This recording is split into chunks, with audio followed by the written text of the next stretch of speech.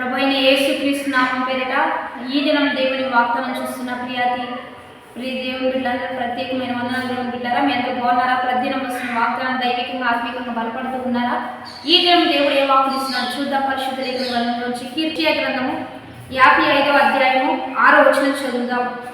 యెహోవా మీకు దొరుకు కాలమునందు ఆయనను వెతుకుడి, ఆయన సమీపంలో ఉండగా ఆయనను వేడుకొనుడి.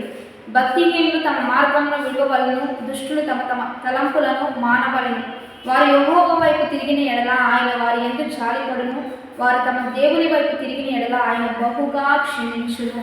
ఈరోజు దేవుని బిడ్డలారా, దేవాది దేవుడు మనకిస్తున్న బలమైన వాక్కు, ఆయన దొరుకు కాలంలోనే ఆయనను మనం వెతకాలి. ఆయన సమీపంగా ఉండగానే ఆయనను వేడుకోవాలి. ఉదయకాలంలో నీ యొద్దకు వస్తున్నవాడు, నీతో మాట్లాడుతున్నవాడు, నీకు మంచి మాటలు చెప్పి నిన్ను బలపరుస్తున్నవాడు దేవాది దేవుడు మాత్రమే. కాబట్టి ఆయన వస్తూ ఉన్నప్పుడు తప్పనిసరిగా ప్రతిదినం ఈ వాక్కును తీసుకోవడం, దేవుడు ఏం చెప్తున్నాడో వినడం, దాని ప్రకారంగా నడుచుకోవడం నీకు ధన్యత, నీకు ఆశీర్వాదం. కాబట్టి నిన్ను బలపరచేవాడు, ప్రోత్సహించేవాడు, దీవెననిచ్చేవాడు, ఆశీర్వదించేవాడు కేవలం దేవాది దేవుడే. ఎందుకంటే మనుషులు ప్రేమ కొంచెమే.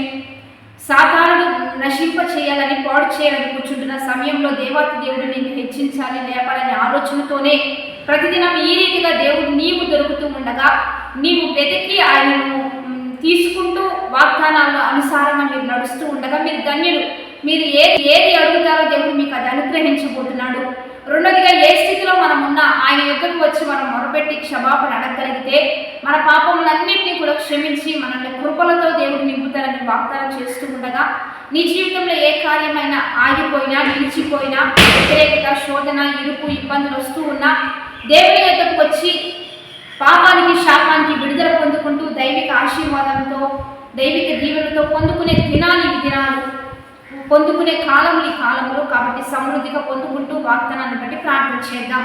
పరిశుద్ధుడ, మహోన్నతుడ, గొప్ప దేవ, మీరు మాకు ఇచ్చిన బలమైన వాక్కును బట్టి నీకు మహిమ. ఎంతమంది ఉదయకాలం నిన్ను వెతుకుతూ నిన్ను పొందుకుంటూ వారి యొక్క జీవితాలను ఆశీర్వాదకారకంగా మార్చుకుంటున్నారు, వారి పట్ల ఇంకా గొప్ప కార్యాలు జరిగించండి.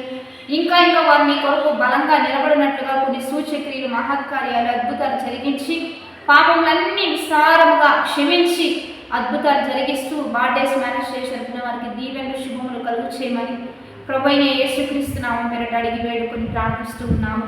తండ్రి, మంచి లైక్, షేర్, కామెంట్ చేసి దైవికంగా సిద్ధపడదాం. ఆమేన్.